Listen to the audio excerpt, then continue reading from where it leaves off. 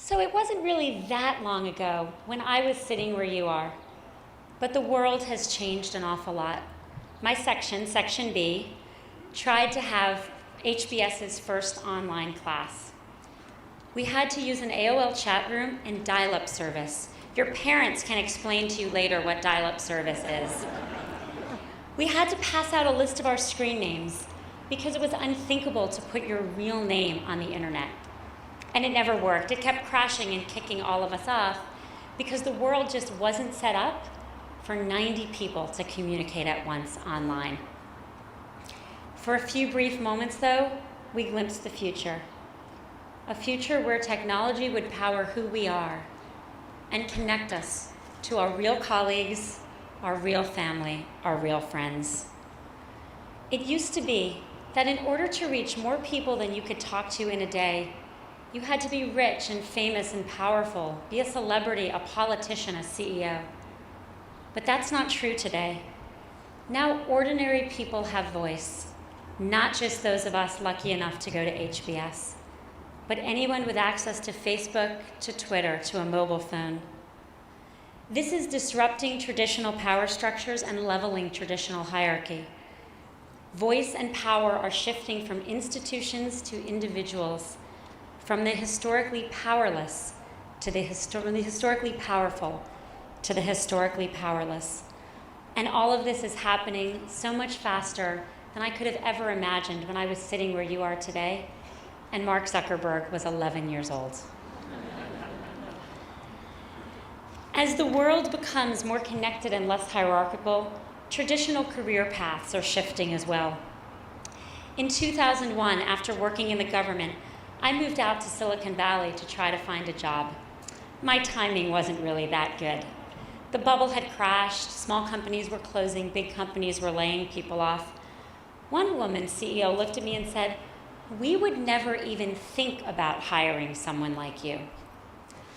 After a while, I had a few offers and I had to make a decision. So what did I do? I'm MBA trained. I made a spreadsheet. And I listed my jobs in the columns and the things that my criteria in the rows and compared the companies and the missions and the roles.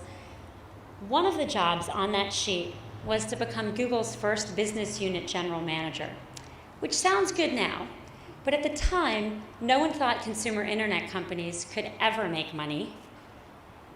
I was not sure that there was actually a job there at all. Google had no business units, so what was there to generally manage? And the job was several levels lower than jobs I was being offered at other companies.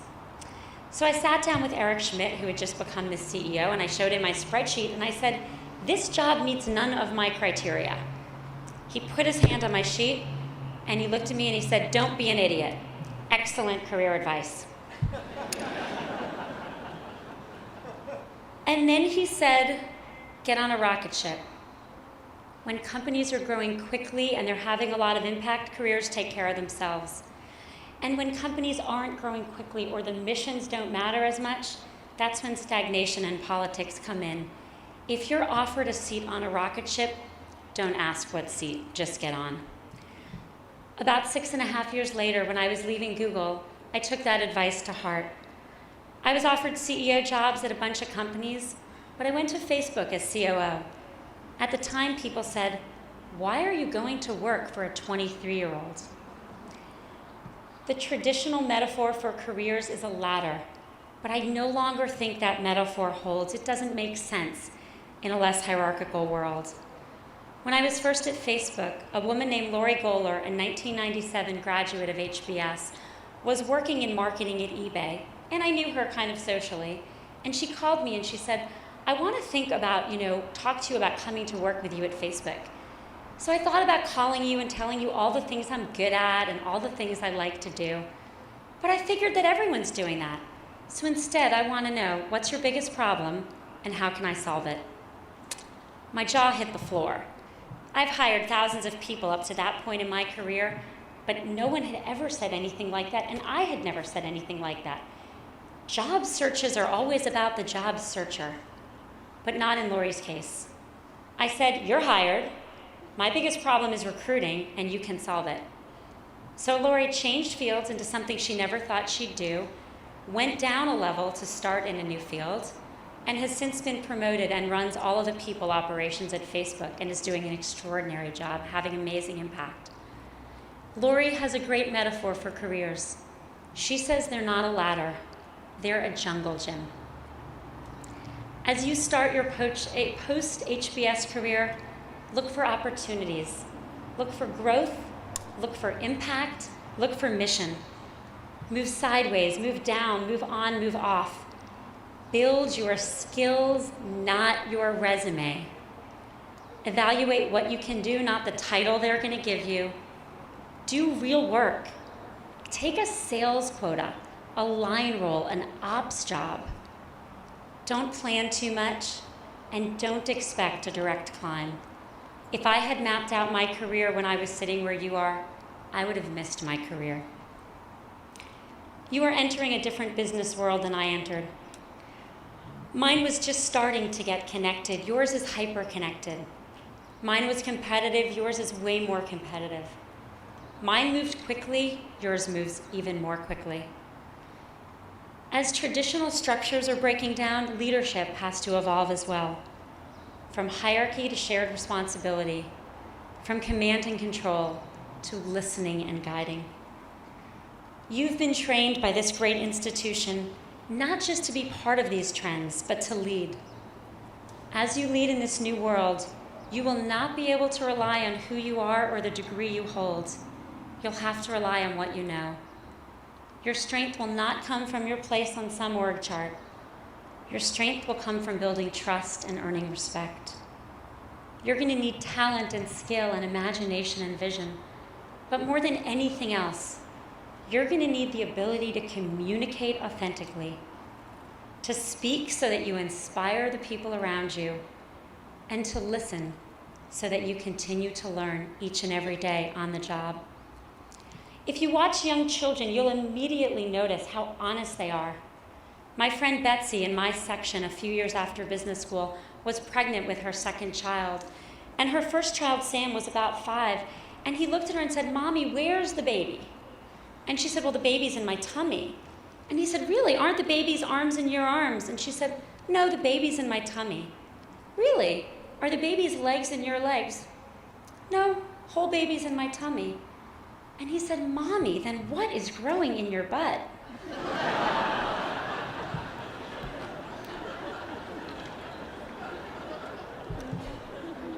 As adults, we are never this honest, and that is not a bad thing. I have borne 2 children. The last thing I needed were those comments, which obviously could have been made. But it's not always a good thing either, because all of us, and especially leaders, need to speak and hear the truth.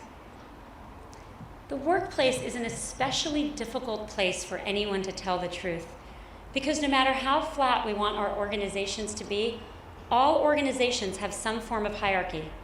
And what that means is that one person's performance is assessed by someone else's perception. This is not a setup for honesty.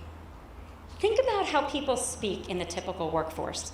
Rather than say, "I disagree with our expansion strategy," or better yet, "This seems truly stupid," they say, "Well, I think there are many good reasons why we're entering this new line of business, and I'm certain the management team has done a thorough ROI analysis. I'm not sure we've fully considered the downstream effects of taking this step forward at this time." As we would say at Facebook or on the internet, 3 letters, WTF. Truth is better served by using simple language. Last year, Mark decided to learn Chinese. And as part of studying, he would spend an hour or so each week with some of our employees who are native Chinese speakers. One day, one of them was trying to tell him something about her manager. So she said this long sentence, and he said, "Simpler, please." And then she said it again, and he said, No, I still don't understand. Simpler, please." And so on and so on. Finally, in sheer exasperation, she burst out, "My manager is bad." Simple and clear, and super important for him to know. People rarely speak this clearly in the workforce or in life. And as you get more senior, not only will people speak less clearly to you, but they'll overreact to small things you say. When I joined Facebook, one of the things I had to do was build a business side of the company, put some systems into place, but I wanted to do it without destroying the culture that made Facebook great. And so one of the things I tried to do was encourage people not to do formal PowerPoint presentations for meetings with me. And I would say things like, don't do PowerPoint presentations for meetings with me. Why don't you come in with a list of what you want to discuss? But everyone ignored me, and they kept doing their PowerPoint presentations, meeting after meeting, month after month. So about 2 years in, I said, okay, I hate rules, but I have a rule. No more PowerPoint in my meetings, and I mean it, no more. So about a month later, I went out and I was about to speak to our global sales team on a big stage, and someone came up to me and said, before you get on that stage, you really should know everyone's pretty upset about the no PowerPoint with clients thing. And I said, what no PowerPoint with clients thing? They said, you made a rule, no PowerPoint. So I got on the stage and said, one, I meant no PowerPoint with me, but two, more importantly, next time you hear something that's really stupid, don't adhere to it. Fight it or ignore it, even if you think it's coming from me or Mark. A good leader recognizes that most people won't feel comfortable challenging authority, so it falls upon authority to encourage them to question. It's easy to say that you're going to encourage feedback, but it's hard to do because unfortunately it doesn't always come in the format we want to hear it. When I first started at Google, I had a team of 4 people, and it was really important to me that I interview everyone who was on my team. It felt like being part of my team meant I had to know you. When the team had gotten to about 100 people, I realized it was taking longer to schedule my interviews. So one day in my meeting of just my direct reports, I said, maybe I should stop interviewing, fully expecting them to jump in and say, oh no, your interviews are a critical part of the process. They applauded. And then they fell all over themselves explaining that I was, the bottleneck of all time. I was embarrassed, and then I was angry. And I spent a few hours just quietly fuming. Why didn't they tell me I was a bottleneck? Why did they let me go on slowing them down? And then I realized that if they hadn't told me, that was my fault. I hadn't been open enough, told them I wanted that feedback, and I would have to change that going forward. When you're the leader, it is really hard to get good feedback and honest feedback, no matter how many times you ask for it. One trick I've discovered is I try to speak really openly about the things I'm bad at, because that gives people permission to agree with me, which is a lot easier than pointing it out in the first place.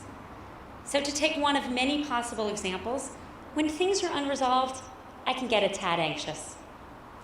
Really, when anything's unresolved, I get a lot anxious. I'm quite certain no one has ever accused me of being too calm.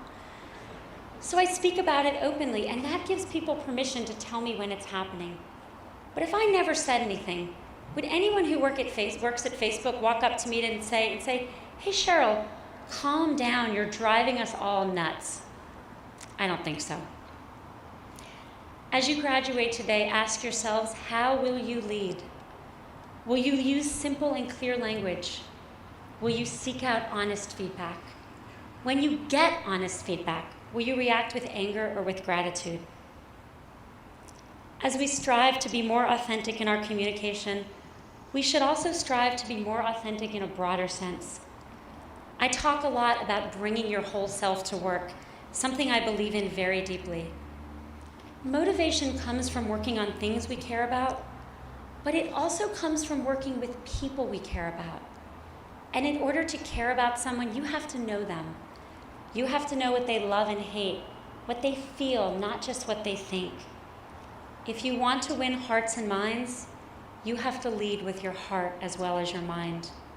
I don't believe we have a professional self from Mondays through Fridays and a real self for the rest of the time. That kind of division probably never worked, but in today's world of real voice and authentic voice, it makes even less sense. I've cried at work. I've told people I've cried at work, and this got reported in the press as Sheryl Sandberg cried on Mark Zuckerberg's shoulder, which is not exactly what happened. I talk about my hopes and fears, and I ask people about theirs. I try to be myself, honest about my strengths and weaknesses, and I encourage others to do the same. It is all professional, and it is all personal. all at the very same time.